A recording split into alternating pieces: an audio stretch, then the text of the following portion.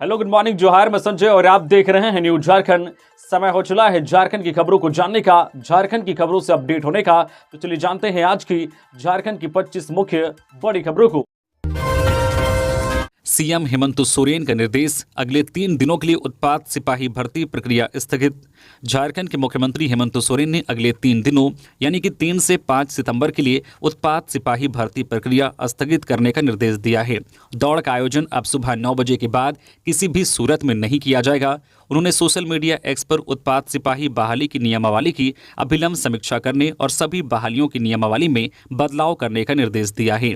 CM Hemant Soren ने social media x पर लिखा है कि उत्पाद सिपाही की नियुक्ति प्रक्रिया में दौड़ के क्रम में प्रतिभागियों की असामयिक मृत्यु दुखद और मर्माहत करने वाली है। पूर्ववर्ती सरकार द्वारा बनाई गई नियमावली की अभिलंब समीक्षा का निर्देश देते हुए भविष्य में होने वाली सभी बहालियों के लिए नियमावली में बदलाव करने का निर्देश दिया है। इस प्रक्रिया में दुर्भाग्यवश पीड़ित और शोकाकुल परिवार को सरकार की तरफ से तत्काल राहत पहुंचाने के लिए प्रस्ताव बनाने का भी निर्देश दिया है। साथ ही मुख्यमंत्री हेमंत सोरेन ने कहा है कि उत्पाद सिपाही भर्ती में जिन अभ्यर्थियों को दौड़ के पूर्व स्वास्थ्य परीक्षण की जरूरत महसूस होगी, उनके लिए चिकित्सकों की पर्याप्त व्यवस्था होगी और सभी प्रतियोगिता स्थलों पर प्रतिभागियों के लिए नाश्ते फल की व्यवस्था की जाएगी ताकि कोई भूखे पेट दौड़ में हिस्सा न ले। सीएम हेमंत सोरेन ने कहा है कि आखिर किन कारणों से हमारे गांव समाज के अपेक्षाकृत स्वस्थ चुस्त लोग पूर्व से चली आ रही शारीरिक परीक्षा में हताहत हो जा रहे हैं। आखिर झारखंड सहित देश में पिछले 3-4 वर्षों में सामान्य जन के स्वास्थ्य में ऐसा क्या बदलाव आया है? इन युवाओं की असामयिक मृत्यु के कारणों की समीक्षा करने के लिए, जिससे भविष्य में ऐसी दुर्घटना न हो, हमने स्वास्थ्य विशेषज्ञों की भी एक समिति का गठन कर परामर्श रिपोर्ट देने का भी निर्देश दिया है। उत्पाद सिपाही भर्ती परीक्षा, अब तक 12 कैंडिडेट की मौत, सबसे ज्यादा पलामू में 5 मौतें। झारखंड में उत्पाद सिपाही भर्ती परीक्षा के लिए चल रही शारीरिक दक्षता परीक्षा में शामिल एक और अभ्यर्थी की मौत हो गई है। मौत का आंकड़ा 12 हो गया है। रांची के मैदांता में उत्पाद सिपाही भर्ती परीक्षा के कैंडिडेट दीपक पासवान की इलाज के दौरान मौत हो गई। वो 30 अगस्त से अस्पताल में भर्ती थे। इससे पहले रांची के नामकुम निवासी विकास लिंडा शनिवार को साहिबगंज के जैप 9 परिसर में दौड़ के दौरान बेहोश हो गए थे। उन्हें साहिबगंज सदर अस्पताल में भर्ती कराया गया था। रविवार को उनकी मौत हो गई थी। फिजिकल फिटनेस टेस्ट पैनल के अध्यक्ष एसपी अमित कुमार सिंह ने बताया कि रात भर विकास की स्थिति सामान्य थी, लेकिन सुबह उन्होंने दम तोड़ दिया। पोस्टमार्टम के बाद 100 परिजनों को सौंप दिया गया है। वहीं 100 से ज्यादा कैंडिडेट्स बीमार हैं। बता दें कि जेएसएससी उत्पाद सिपाही भर्ती परीक्षा 2024 के माध्यम से उत्पाद सिपाही के 583 पदों पर भर्ती हो रही है। शारीरिक परीक्षण में लड़कों को 1 घंटे में 10 किलोमीटर दौड़ना है, वहीं लड़कियों को 40 मिनट में 5 किलोमीटर दौड़ना है। और इधर सरकार के द्वारा बताया गया है कि मौत के कारणों का पता लगाया जा रहा है। उत्पाद सिपाही बहाली, अभ्यर्थियों की मौत के विरोध में पलामू में रोड जाम, सीएम हेमंत और झामुमो के फाड़े बैनर पोस्टर। उत्पाद सिपाही भर्ती दौड़ के दौरान अभ्यर्थियों की मौत के विरोध में पलामू में छात्रों ने रोड जाम कर दिया। इस दौरान छात्रों ने जुलूस भी निकाला। नाराज छात्रों ने जगह जगह लगे सीएम हेमंत सोरेन और झारखंड मुक्ति मोर्चा के पोस्टरों और बैनरों को भी फाड़ दिया। जाम का नेतृत्व बाबा साहेब डॉक्टर भीमराव अंबेडकर छात्रावास में रहने वाले छात्र कर रहे थे। दरअसल छात्रावास में रहने वाले एक छात्र दीपक कुमार पासवान उत्पाद सिपाही बहाली दौड़ के दौरान बेहोश हो गया था। उसे गंभीर हालत में इलाज के लिए रांची के एक बड़े निजी अस्पताल में भर्ती कराया गया था, जहां इलाज के दौरान उसकी मौत हो गई थी।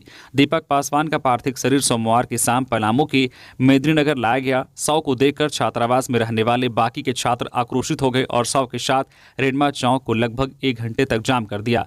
मामले की जानकारी मिलने के बाद सदर सीओ अमरदीप बल्होत्रा, टाउन थाना प्रभारी देवव्रत पोदरा के नेतृत्व में पुलिस टीम मौके पर पहुंची और छात्रों को समझाने की कोशिश की, लेकिन छात्र एक सुनने को तैयार नहीं थे। छात्र दीपक पासवान के परिजनों को 20 लाख रुपए मुआवजा और नौकरी देने की मांग कर रहे थे। जाम का नेतृत्व कर रहे संदीप पासवान ने बताया है कि उत्पाद सिपाही बहाली दौड़ के दौरान कई अभ्यर्थियों की मौत हुई है। मृतक सभी अभ्यर्थियों के परिजनों को सरकार 20 लाख रुपए मुआवजा दे। संदीप पासवान ने बताया है कि मृतक के परिजनों के लिए जब तक मुआवजा की घोषणा नहीं होती है, तब तक छात्रों का आंदोलन जारी रहेगा। रांची नगर निगम के सफाई कर्मी हड़ताल पर, नहीं हुआ घरों से कचरे का उठाव। रांची नगर निगम के सफाई कर्मी और सुपरवाइजर सहित अन्य सोमवार से हड़ताल पर चले गए हैं। इस वजह से राजधानी रांची में लोगों के घरों से कचरे का उठाव नहीं हुआ। साथ ही शहर के अलग अलग जगहों पर कचरा जमा है। इससे शहर की स्थिति नारकीय और बदतर हो गई है। नगर निगम सफाई मजदूर संघ के अध्यक्ष दयानंद यादव की अध्यक्षता में नाग बाबा खटाल में आम सभा हुई। मौके पर पत्रकारों से बातचीत करते हुए दयानंद यादव ने कहा है कि 10 साल या उससे अधिक समय से काम कर रहे कर्मियों को नियमित करने, सुपरवाइजर के वेतन में 30% की वृद्धि करने और परिवहन भत्ते को 1,000 से 3,000 रुपये करने की मांग शामिल हैं। जब तक हमारी मांगें पूरी नहीं की जाती है, तब तक निगम के सफाई कर्मी जो है संहिता अन्य अनिश्चितकालीन हड़ताल पर रहेंगे। दूसरी ओर निगम भवन में कार्यरत कर्मियों ने भी अनुकंपा, बहाली और अन्य मांगों को लेकर आंदोलन की योजना बनाई है। वे सोमवार को नारेबाजी, मंगलवार को काला बिल्ला, बुधवार को सामूहिक अवकाश, गुरुवार को मौन व्रत और शुक्रवार को धरना देंगे। मांगे पूरी नहीं होने पर शनिवार से निगम कार्यालय का कामकाज ठप करने की चेतावनी दी गई है। पारसनाथ रेलवे स्टेशन पर ठहरने लगी वंदे भारत, जैन तीर्थयात्रियों का सफर हुआ आसान। रांची वाराणसी वंदे भारत एक्सप्रेस का ठहराव सोमवार से पारसनाथ रेलवे स्टेशन पर शुरू हुआ। रेलवे ने इसे लेकर समारोह का आयोजन किया। सोमवार की सुबह 7:55 पर ट्रेन स्टेशन पर रुकी। यहां झारखंड की महिला एवं बाल विकास मंत्री बेबी देवी और सांसद चंद्र प्रकाश चौधरी ने हरी झंडी दिखाकर ट्रेन को वाराणसी के लिए रवाना किया। मंत्री बेबी देवी ने कहा है कि इस ट्रेन के ठहराव से आम लोगों, खासकर जैन तीर्थयात्रियों को काफी सुविधा होगी। लोग कम समय में पारसनाथ से रांची या वाराणसी जा सकते हैं। उन्होंने ट्रेन के किराए पर पुनर्विचार करने की मांग की है ताकि सामान्य लोग भी इसमें यात्रा कर सके। सांसद चंद्र प्रकाश चौधरी ने कहा है कि आज बहुत ही खुशी का दिन है। रांची वाराणसी वंदे भारत एक्सप्रेस जब से चली है तब से जैन समाज और स्थानीय लोग इसके ठहराव की मांग कर रहे थे। इन्होंने प्रधानमंत्री नरेंद्र मोदी और रेल मंत्री अश्वनी वैष्णव को पत्र भेजकर ठहराव सुनिश्चित करने का आग्रह किया था। इसे स्वीकार कर ट्रेन का ठहराव शुरू किया गया है। अब रांची और वाराणसी आने जाने वाले यात्रियों को काफी सुविधा होगी। राजनगर में बोले पूर्व सीएम चंपई सोरेन, परिवर्तन के लिए तैयार है झारखंड। झामुमो छोड़ बीजेपी में शामिल होने के बाद पहली बार पूर्व सीएम चंपई सोरेन सोमवार को सरायकेला के राजनगर पहुंचे। चंपई सोरेन का पार्टी नेताओं ने भव्य स्वागत किया। चंपई सोरेन ने कहा है कि सरायकेला खारसमा आगमन पर बड़ी संख्या में स्वागत के लिए जुटी जनता का उत्साह बताता है कि झारखंड परिवर्तन के लिए पूरी तरह से तैयार है। इस दौरान शायराना अंदाज में उन्होंने कहा है कि मैं अकेला ही चला था जानिब ए मंजिल, मगर लोग साथ आते गए और कारवां बनता गया। न्यायिक आयोग से हो उत्पाद सिपाही बहाली में हुई मौत की जांच, बाबूलाल मरांडी। उत्पाद सिपाही बहाली की दौड़ में अभ्यर्थियों की लगातार हो रही मौत पर विपक्ष राज्य सरकार पर हमलावर रुख अपनाए हुए हैं। इसी क्रम में भाजपा के प्रदेश अध्यक्ष बाबूलाल मरांडी ने बहाली प्रक्रिया पर एक बार फिर से सवाल उठाया है। उन्होंने कहा है कि बहाली दौड़ में युवाओं की मौत के लिए जिम्मेवार लोगों को चिन्हित करने और पूरे प्रकरण की जांच के लिए न्यायिक आयोग बनाया जाना चाहिए। मरांडी ने सीएम हेमंत सोरेन से मांग की है कि मृत युवाओं के परिवारों को अभिलंब 50-50 लाख रुपए का मुआवजा और सरकारी नौकरी दी जाए। उन्होंने कहा है कि उत्पाद सिपाही के 500 पदों के लिए बहाली दौड़ में 2% से भी ज्यादा होनहार युवा अपनी जान गंवा चुके हैं। भाजपा प्रदेश अध्यक्ष ने सरकार पर निशाना साधते हुए कहा है कि सामान्यतः भर्ती प्रक्रिया में पहले लिखित परीक्षा होती है, तत्पश्चात सफल अभ्यर्थियों के शारीरिक दक्षता परीक्षण के लिए दौड़ का आयोजन किया जाता है। लेकिन मुख्यमंत्री ने जल्दबाजी में बिना किसी तैयारी के बेरोजगार युवाओं को तैयारी के लिए मात्र 15 दिन का मौका दिया और दौड़ में होनहार युवाओं की जान चली गई। उन्होंने आरोप लगाया है कि सीएम ने अमानवीय काम किया है। झारखंड स्टेट स्टूडेंट्स एसोसिएशन ने राज्यपाल को सौंपा ज्ञापन, कहा जेपीएससी में जल्द कराई जाए साफ सुथरी छवि वाले अध्यक्ष की नियुक्ति। झारखंड स्टेट स्टूडेंट्स एसोसिएशन के प्रतिनिधिमंडल ने सोमवार को राज्यपाल संतोष गंगवार से मुलाकात की। प्रतिनिधिमंडल ने उनसे जेपीएससी में जल्द से जल्द नए अध्यक्ष की नियुक्ति का आग्रह किया। राज्यपाल से मिलने वाले एसोसिएशन के प्रतिनिधिमंडल में अध्यक्ष सत्यनारायण शुक्ला, महासचिव प्रकाश कुमार, सचिव अजय कुमार यादव, संरक्षक राहुल कुमार और संगठन के सदस्य चंदन कुमार तथा अजय कुमार के नाम शामिल हैं। प्रतिनिधिमंडल ने राज्यपाल को बताया है कि जेपीएससी एक ऐसी संस्था बन गई है जिस पर हमेशा भ्रष्टाचार का आरोप रहता है। पहली जेपीएससी से लेकर 10वीं जेपीएससी तक भ्रष्टाचार के आरोप लगते रहे हैं। उन्होंने कहा है कि झारखंड लोक सेवा आयोग के अध्यक्ष का नियुक्ति जल्द से जल्द करवाया जाए। इसके साथ साथ एक ऐसे अध्यक्ष की नियुक्ति की जाए जिस पर भ्रष्टाचार के आरोप ना हो और वो झारखंड के आदिवासी मूलवासी छात्रों के हित में काम करे। साथ ही 11वीं से 13वीं जेपीएससी मेंस का रिजल्ट जल्द से जल्द प्रकाशित किया जाए। झारखंड के डीजीपी ने सभी एसएसपी, एसपी को दिया निर्देश, कहा प्राथमिकी दर्ज करने में बहाना बनाने वाले थानेदार को हटाएं। झारखंड के डीजीपी अनुराग गुप्ता ने सभी जिले के एसएसपी और एसपी को निर्देश जारी करते हुए कहा है कि विभिन्न प्रकार के बहाना बनाकर एफआईआर दर्ज नहीं करने वाले थानेदार को हटाएं। डीजीपी ने एसएसपी, एसपी को जारी आदेश में यह भी कहा है कि राज्य के विभिन्न जिलों से अक्सर जानकारी मिल रही है कि थानेदार और मुंशी समस्या को लेकर थाना पहुंचने वाले आम जनता से अच्छा व्यवहार नहीं करते हैं। जैसे ही इस तरह की कोई जानकारी मिले, तुरंत थानेदार को थाने से हटाकर कड़ी अनुशासनात्मक कार्रवाई करें। वही थाना पहुंचने वाले आम लोगों से किसी भी प्रकार का दुर्व्यवहार करने वाले मुंशी को चिन्हित कर कड़ी कार्रवाई करें। अक्सर थाने में शिकायत के बाद पीड़िता को प्राप्ति रसीद नहीं दी जाती है। प्राप्ति रसीद लेने के लिए पीड़िता को लगातार थाने का चक्कर लगाना पड़ता है। ऐसी हरकत किसी भी हाल में बर्दाश्त नहीं की जाएगी। थाने में जो लोग भी लिखित शिकायत करते हैं, तुरंत उन्हें प्राप्ति रसीद देने का निर्देश दिया गया है। प्राप्ति रसीद के लिए शिकायत करने वालों को किसी प्रकार से परेशान नहीं करने की हिदायत दी गई है। ऐसा करने वालों के खिलाफ डीजीपी ने कड़ी कार्रवाई करने का निर्देश सभी जिलों के एसपी और एसएसपी को दिया है। उत्पाद सिपाही अभ्यर्थियों की मौत मामले में मुख्यमंत्री ने डीजीपी से की बात, जांच कर कारण पता लगाने को कहा। उत्पाद सिपाही अभ्यर्थियों की हो रही लगातार मौत मामले में पहली बार डीजीपी अनुराग गुप्ता का बयान सामने आया है। उन्होंने कहा है कि उत्पाद सिपाही की बहाली की दौड़ में जिनकी भी मौत हुई है वह बहुत ही दुर्भाग्यपूर्ण है। मुख्यमंत्री ने भी मुझे कहा है कि इसको आप देखिए और जानने का प्रयास कीजिए कि यह क्यों हो रहा है। हम लोगों ने सभी मामलों में यूडी केस दर्ज किया है और पोस्टमार्टम करवा रहे हैं। हम जानने का प्रयास कर रहे हैं कि यह मौत किसी व्यक्ति की बीमारी के चलते हुआ है या व्यवस्था में कमी के चलते हुआ है या बंदे ने ऐसा कुछ सेवन कर लिया उसके चलते हुआ है। उन्होंने कहा कि बहाली की व्यवस्था बहुत अच्छी है। मैं आप लोग को निमंत्रित करता हूं कि आप खुद सेंटर पर जाइए और देखिए कि सब जगह पानी की व्यवस्था है, शौचालय की व्यवस्था है, डॉक्टर की व्यवस्था है, नर्स की व्यवस्था है, ओआरएस की व्यवस्था है, मेडिसिन की व्यवस्था है। इसके अलावा हमारा प्रयास रहता है कि दौड़ हो वो यथासंभव 6 बजे से पहले शुरू हो जाए और 10 बजे तक खत्म हो जाए। हमारे नौजवान हैं, हमारे बच्चे हैं, हम चाहते हैं कि किसी प्रकार की समस्या ना हो। पूरा कार्यक्रम पारदर्शिता से हो रहा है। हम लोग का प्रयास है कि एक अच्छे माहौल में बहाली हो। 10 सितंबर के बाद 25,000 पीडीएस डीलर कर सकते हैं तालाबंदी। अपनी 7 सूत्री मांगों को पूरा नहीं होने से नाराज राज्य के 25,000 जन वितरण प्रणाली विक्रेता अब तालाबंदी करने जा रहे हैं। विगत 30 जुलाई को खाद्य आपूर्ति विभाग के तत्कालीन सचिव डॉक्टर अमिताभ कौशल के साथ all India fair price of dealers federation की झारखंड इकाई की एक बैठक हुई थी। इस बैठक में 7 मांगों पर सहमति बनने के बाद इसे 1 माह में लागू करने की सहमति बनी, लेकिन इसी बीच विभागीय सचिव का तबादला हो गया। इसके बाद से मामला पूरी तरह से लटक गया। इससे नाराज फेडरेशन से जुड़े 25,000 डीलरों ने 10 सितंबर के बाद तालाबंदी करने का फैसला किया है। प्रदेश अध्यक्ष ओंकार नाथ झा ने बताया कि फरवरी 2024 की कैबिनेट बैठक में राज्य के 27,000 पीडीएस डीलरों को 2G की जगह 4G ई-पोस मशीन देने के लिए 64 करोड़ रुपए की स्वीकृति मिली थी।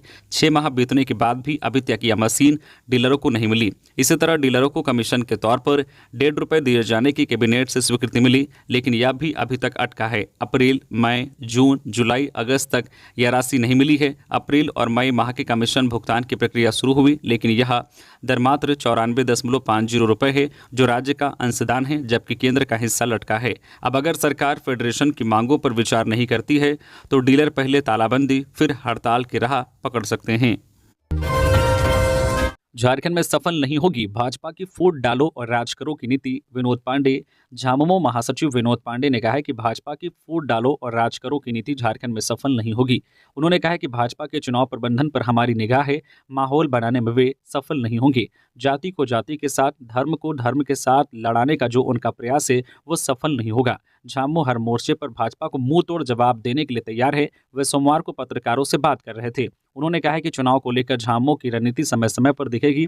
प्रधानमंत्री नरेंद्र मोदी के झारखंड दौरे को लेकर उन्होंने कहा है कि प्रधानमंत्री का झारखंड दौरा कोई नया नहीं है, चाहे वो लोकसभा चुनाव हो या फिर विधानसभा चुनाव, उनका दौरा होता रहा है। जहां जहां उनका दौरा हुआ है वहां के चुनाव परिणाम देखेंगे तो समझ जाएंगे कि उनके दौरे को हम कितनी गंभीरता से लेते हैं। उत्पाद सिपाही की दौड़ में मरने वालों अभ्यर्थियों के परिजनों को 1-1 लाख रुपए की सहायता राशि देगी बीजेपी, हिमंता विश्वा शर्मा। असम के सीएम और प्रदेश बीजेपी के चुनाव सह प्रभारी हिमंता विश्वा शर्मा ने कहा है कि बीजेपी उत्पाद सिपाही की दौड़ में मरने वालों अभ्यर्थियों के परिजनों को 1-1 लाख रुपए की सहायता राशि देगी। उन्होंने कहा कि उत्पाद सिपाही परीक्षा के दौरान हुई मौतों की जाँच के लिए बीजेपी मानवाधिकार आयोग में आवेदन करेगी। वे सोमवार को प्रदेश बीजेपी कार्यालय में आयोजित प्रेस वार्ता में बोल रहे थे। हिमंता ने कहा है कि उत्पाद सिपाही की परीक्षा में जिस प्रकार मौत हो रही है, ऐसे में झारखंड सरकार से उनका आग्रह होगा कि वे 15 सितंबर तक बहाली रोके। उन्होंने कहा है कि अब तक इस परीक्षा में करीब 15 लोगों की मौत हो चुकी है। उन्होंने कहा है कि झारखंड में हर दिन नई चुनौती आ रही है। बांग्लादेशी घुसपैठ और वादा खिलाफी का मामला झारखंड की जनता से जुड़ा हुआ है। भारत के हर प्रदेश में पुलिस की बहाली होती है। शारीरिक परीक्षा के जरिए सारी जो नियुक्तियां होती है, शारीरिक परीक्षा पुलिस की बहाली में अनिवार्य है। इसके लिए सही मौसम का चुनाव होता है और उसी वक्त शारीरिक परीक्षा ली जाती है। कहा है कि अगस्त 2023 में उत्पाद सिपाही का फॉर्म भरवाया गया। इसके बाद अक्टूबर, नवंबर और दिसंबर में शारीरिक परीक्षा ले ली जानी चाहिए थी, लेकिन अगस्त 2024 में शारीरिक परीक्षा शुरू हुई। अगस्त में बहुत गर्मी होती है। उन्होंने कहा है कि अभी तक इस परीक्षा में करीब 15 छात्रों की मृत्यु हो गई है। हेमंता ने कहा है कि हेमंत सोरेन और उनकी सरकार युवाओं की मृत्यु का कारण बन गई है। इन सभी मौतों की जांच करने के लिए राष्ट्रीय मानवाधिकार आयोग में आवेदन दिया जाएगा। राज्य सरकार सभी जो मृतक युवाओं के परिजनों को 50 लाख रुपए मुआवजा और सरकारी नौकरी दे। ₹1 में फसल बीमा योजना के लिए बढ़ाई गई तारीख। झारखंड के किसान अब ₹1 में फसल बीमा योजना का लाभ के लिए 15 सितंबर तक आवेदन कर सकते हैं। पहले यह तिथि 31 अगस्त तक निर्धारित थी। इस बारे में कृषि मंत्री दीपिका पांडे सिंह ने एक ट्वीट कर जानकारी दी है। कहा है कि खुशहाल किसान समृद्ध प्रदेश। अब राज्य के किसान योजना के तहत 15 सितंबर तक फसलों का बीमा करा सकते हैं। बता दें कि झारखंड के किसानों को राहत पहुंचाते हुए हेमंत सोरेन सरकार ने एक बार फिर से बिरसा प्रधानमंत्री फसल बीमा योजना शुरू की है। इस योजना के तहत ₹1 में फसलों का बीमा किया जाएगा। राज्य के किसानों के लिए यह योजना इसलिए भी जरूरी है क्योंकि पिछले 2 साल से राज्य में कोई भी फसल बीमा योजना लागू नहीं थी। राज्य के किसानों की जरूरतों को देखते हुए यह योजना फिर से शुरू की गई है। इससे किसानों को ₹1 के प्रीमियम का भुगतान करके खरीफ और रबी सीजन के कुल 5 फसलों पर बीमा का लाभ मिलेगा। हजारीबाग में छात्रा से छेड़छाड़ के आरोप में स्कूल के निदेशक की जमकर धुनाई, हालत गंभीर।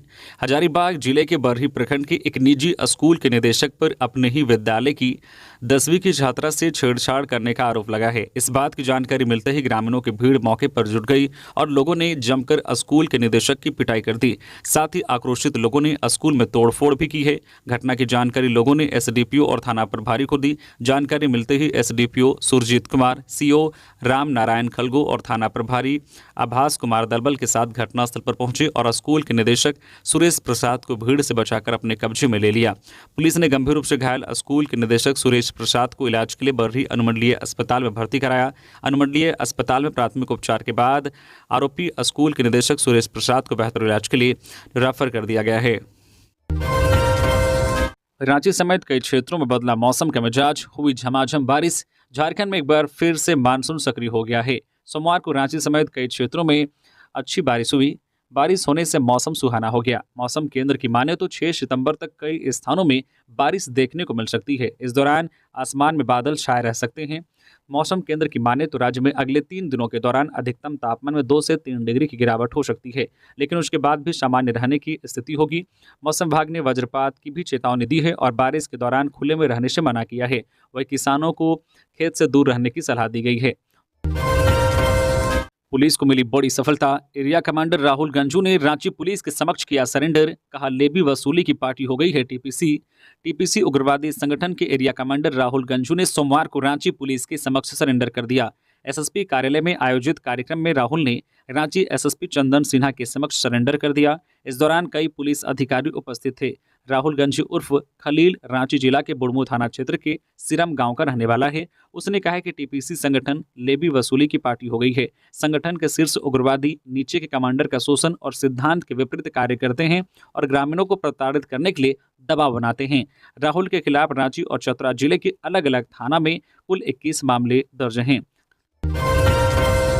ग्रामीण विकास मंत्री के आवास पर धरना पर बैठे मनरेगा कर्मी, मांग पूरी नहीं होने तक हड़ताल।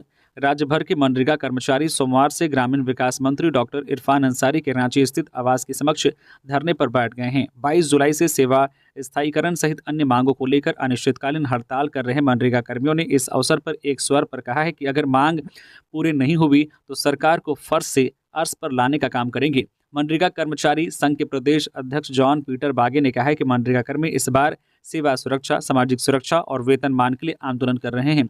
उन्होंने कहा है कि विभागीय अधिकारियों के बहकावे में मंत्री इरफान अंसारी अनर्गल बयान दे रहे हैं और कह रहे हैं कि 3 वर्ष के पहले मानदेय बढ़ाने का कोई प्रावधान नहीं है। जबकि दूसरे राज्यों में हर साल मनरेगा कर्मियों को 10% तक मानदेय बढ़ाया जाता है। स्वयं झारखंड सरकार के मनरेगा कोषांग के कर्मियों को ग्रेड पे की सुविधा मिल रही है, जबकि वास्तविक कामगार को पूछा नहीं जा रहा है। उन्होंने ग्रामीण विकास मंत्री से आग्रह करते हुए कहा है कि सौहार्दपूर्ण वार्ता कर अविलंब उनकी मांगों को पूरा कराने का ठोस आश्वासन दिया जाना चाहिए, अन्यथा हड़ताल को नहीं तोड़ा जाएगा। बोकारो में उग्रवादियों ने मचाया तांडव, 5 करोड़ की मांगी रंगदारी। बोकारो जिले में पीएलएफआई के उग्रवादियों ने तांडव मचाया है। जैना मोड़ से गोला सड़क बना रही एनजी प्रोजेक्ट कंपनी के साइट पर उग्रवादी संगठन ने अपना निशाना बनाया है। सड़क निर्माण कार्य में लगी एनजी प्रोजेक्ट केपी के डोजर और रोलर को रविवार देर रात जरीडीह थाना क्षेत्र के कोचागोड़ा के पास आग के हवाले कर दिया। थाना से महज 1.5 किलोमीटर की दूरी पर पीएलएफआई ने इस घटना को अंजाम दिया है। पीएलएफआई केंद्रीय संगठन यादव जी के नाम से वारदात वाली जगह पर कई पोस्टर भी छोड़े गए हैं। इस पोस्टर के माध्यम से 5 करोड़ रुपए की रंगदारी मांगी गई है और लिखा गया है कि जब तक 5 करोड़ रुपए नहीं दिए जाते हैं तब तक साइट पर कोई काम नहीं होगा। अगर ऐसा हुआ तो जान माल की क्षति हो सकती है। घटना के बाद पुलिस मौके पर पहुंची और पोस्टर को जब्त कर लिया है। फायर ब्रिगेड की गाड़ी को बुलाकर आग को बुझाया गया। बताया जाता है कि इससे पहले 24 अगस्त को भी पीएलएफआई के द्वारा 5 करोड़ की रंगदारी मांगी गई थी। घटना के बाद स्थानीय लोग और साइट पर काम कर रहे मजदूर दहशत में हैं और सुरक्षा की गुहार लगा रहे हैं। उत्पात सिपाही बहाली। गिरिडीह में एबीवीपी ने फूंका सीएम हेमंत सोरेन का पुतला। मृत अभ्यर्थियों के परिजनों को मुआवजा देने की मांग। उत्पात सिपाही बहाली में शामिल हुए अभ्यर्थियों के बीमार पड़ने, बेहोश होने, इलाज के दौरान सदर अस्पताल की कुव्यवस्था और सूबे में 12 से अधिक अभ्यर्थियों की मौत के खिलाफ अभाविप ने 1 दिवसीय आंदोलन किया। इस आंदोलन के तहत सदर अस्पताल के गेट पर धरना दिया और इसके बाद मुख्यमंत्री हेमंत सोरेन का पुतला फूंका। इस दौरान सरकार के खिलाफ नारेबाजी भी की गई। अभाविप के इस आंदोलन को देखते हुए नगर थाना प्रभारी शैलेंद्र प्रसाद मौजूद रहे और कार्यकर्ताओं को समझाने की कोशिश की। इस दौरान अभाविप के कार्यकर्ता ने बताया कि उत्पात सिपाही की बहाली के दरमियान कई अभ्यर्थी बेहोश हो गए। इन अभ्यर्थियों को पुलिस प्रशासन द्वारा एम्बुलेंस से सदर अस्पताल लाया गया, लेकिन यहां कुव्यवस्था का आलम रहा। गिरिडीह के सदर अस्पताल में भर्ती अभ्यर्थियों को अस्पताल के कॉरिडोर में रखकर ट्रीटमेंट किया गया। एक बेड पर 4-4 अभ्यर्थियों को रखा गया। कर्मियों से जब सवाल पूछा गया तो उनका कहना है कि परिषद ही व्यवस्था नहीं करती है। ऐसे में अभाविप राज्य सरकार से यह पूछना चाहती है कि जब बहाली की प्रक्रिया शुरू की गई तो मेडिकल सुविधा को दुरुस्त क्यों नहीं किया गया। अभाविप के सदस्यों ने कहा है कि विद्यार्थी परिषद की मांग है कि दौड़ सुबह 8 बजे से पहले समाप्त किया जाए। वहीं मृत अभ्यर्थियों के परिवार को 50 लाख रुपए मुआवजा और परिवार के सदस्य को नौकरी दे। दौड़ने वाले स्थान पर मेडिकल की पर्याप्त व्यवस्था हो। गिरिडीह के सदर अस्पताल में सुधार करे, साथ ही अन्य मांग शामिल हैं। जैक की 21वीं सालगिरह। इस साल के स्टेट टॉपर्स को किया गया सम्मानित। झारखंड अधिविद्या परिषद यानी जैक ने अपनी स्थापना का 21वां सालगिरह बड़े ही धूमधाम के साथ मनाया। रांची के नामकुम के जैक सभागार में आयोजित स्थापना दिवस समारोह के अवसर पर शिक्षा मंत्री बैजनाथ राम, शिक्षा सचिव उमाशंकर सिंह सहित राज्य सरकार के कई पदाधिकारी और शिक्षक मौजूद रहे। इस अवसर पर जैक अध्यक्ष अनिल कुमार महतो ने जैक की उपलब्धि को गिनाते हुए कहा कि परिषद पूरे पारदर्शिता के साथ परीक्षा आयोजित करने में सफल रहा है। आने वाले समय में शिक्षक पात्रता परीक्षा आयोजित की जाएगी, जो बड़ी चुनौती है। अन्य बोर्ड में हो रहे प्रश्न पत्र लीक के बीच फुल प्रूफ परीक्षा आयोजित करना जैक का मकसद है, जिसमें जरूर सफलता मिलेगी। इस अवसर पर शिक्षा मंत्री बैजनाथ राम ने जैक के कार्यों की सराहना करते हुए कहा कि जिस तरह से समय पर मैट्रिक, इंटर के साथ साथ अन्य परीक्षाएं आयोजित की जा रही है, इससे साफ झलकता है कि जैक निष्पक्ष और कदाचार मुक्त परीक्षा आयोजित करने में सफल रहा है। जैक ने अपने स्थापना दिवस के मौके पर 2024 में मैट्रिक और इंटर सहित अन्य परीक्षा के स्टेट टॉपर्स को जो है ब्रॉन्ज, सिल्वर और गोल्ड मेडल से सम्मानित किया। झारखंड में संविदा कार्यरत कर्मियों की हड़ताल से नुकसान बढ़ा। समर्थन में उतरी जनसेवा पार्टी। मेहजाम नगर परिषद तथा जामताड़ा नगर पंचायत के 218 सफाई व संविदा कर्मियों की तालाबंद हड़ताल से जनजीवन प्रभावित हो गया है। सफाई नहीं होने से क्षेत्र में गंदगी का अंबार पसर रहा है। कार्यालय में कामकाज ठप रहने से लोगों के जरूरी कागजी कामकाज नहीं हो रहे हैं। लोगों को परेशानी हो रही है। इसी बीच हड़ताल कर रहे कर्मियों के 6 सूत्री मांगों के समर्थन में जनसेवा पार्टी भी आ गई है। पार्टी के संयोजक राकेश लाल ने कहा है कि कर्मियों की सभी मांगे जायज है। कर्मियों के समर्थन में राज्य सरकार से मांग करते हैं कि जितने भी कर्मचारी कार्यरत हैं, उनके कार्य के अनुसार उनको सम्मानजनक वेतन मिलना चाहिए। कर्मियों के हितों की रक्षा और इनके सम्मान के लिए मैं लड़ने के लिए तैयार हूं। कर्मियों को मिनिमम वेतन 20,000 रुपये प्रति माह सरकार को तय करना चाहिए। सभी कर्मचारियों को दुर्घटना बीमा मिलना चाहिए। 5 वर्षों से अधिक समय से संविदा पर कार्यरत कर्मचारियों को सेवा नियमित किया जाना चाहिए। सफाई कर्मचारियों के हड़ताल पर चले जाने की वजह से नगर में साफ सफाई की समस्या उत्पन्न हो गई है, जिससे आम जनता को परेशानी हो रही है। इधर आंदोलन पूरे राज्य भर में चल रहा है। झारखंड सरकार को इस पर जो अविलंब सकारात्मक पहल करना चाहिए। पेड़ पर चढ़ने वालों को नौकरी दे हेमंत सोरेन। बाबूलाल मरांडी। भाजपा के प्रदेश अध्यक्ष बाबूलाल मरांडी ने मुख्यमंत्री हेमंत सोरेन से कहा है कि उन्हें अपने पिता शिबू सोरेन की बात मानकर पेड़ पर चढ़ने वाले युवाओं को नौकरी देनी चाहिए। सोमवार को प्रदेश भाजपा कार्यालय में आयोजित प्रेस वार्ता में उन्होंने कहा कि हेमंत सोरेन अपने पिता की बात माने और पेड़ पर चढ़ने वालों को नौकरी दे। हमारी बात नहीं मानते हैं तो कम से कम पिता की बात तो मान लें। इसके अलावा झारखंड में उत्पाद सिपाही बहाली की दौड़ को लेकर भी बाबूलाल मरांडी ने झारखंड की सरकार पर कई गंभीर आरोप लगाए हैं। बाबूलाल मरांडी ने कहा है कि उत्पाद सिपाही के 583 पदों पर भर्ती की जानी है। इसमें अब तक 14 अभ्यर्थी और 1 पुलिस जवान की मौत हुई है। आंकड़ों के हिसाब से जितने पदों की भर्ती होनी है उसके 2.5% के करीब अभ्यर्थियों की मौत हो गई है। बाबूलाल मरांडी ने कहा है कि राज्य की सरकार अंतिम समय में बहाली ले रही है और युवाओं को मौत के मुंह में धकेल रही है। उत्पाद सिपाही बहाली में ड्यूटी पर तैनात जवान की मौत। खराब थी तबियत, जवानों ने देखा तो हो चुकी थी मौत। पार्थिव शव उनके गांव भेजा। उत्पाद सिपाही बहाली के दौरान पलामू में ड्यूटी पर लगाए गए एक पुलिस जवान की मौत हो गई है। मृतक पुलिस जवान अजीत कुजूर गुमला के रहने वाले थे। 18 साल पहले 2006 में लातेहार जिला बल में नियुक्ति हुई थी। अजीत कुजूर की ड्यूटी मेदिनीनगर के चियांकी हवाई अड्डे पर उत्पाद सिपाही भर्ती के कैंप में लगाई गई थी। भर्ती कैंप से थोड़ी दूरी पर स्थित सीआरपीएफ 112वीं बटालियन के कैंप में अजीत कुजूर रह रहे थे। सोमवार को जब अजीत कुजूर ड्यूटी पर नहीं पहुंचे तो उनकी खोज खबर ली गई। पुलिस कर्मियों ने बताया कि तबियत खराब होने के कारण ड्यूटी पर नहीं आए। पुलिस ने सीआरपीएफ के जवानों के माध्यम से वेरीफाई करवाया तो अजीत कुजूर की मौत का पता चला। जब तक जवान अजीत कुजूर को मेदिनी मेडिकल कॉलेज एंड हॉस्पिटल जो है लाया गया तब तक उसकी मौत हो चुकी थी। साथ ही इधर उत्पाद सिपाही की नियुक्ति की दौड़ में शामिल हुए एक अन्य अभ्यर्थी की मौत हो गई है।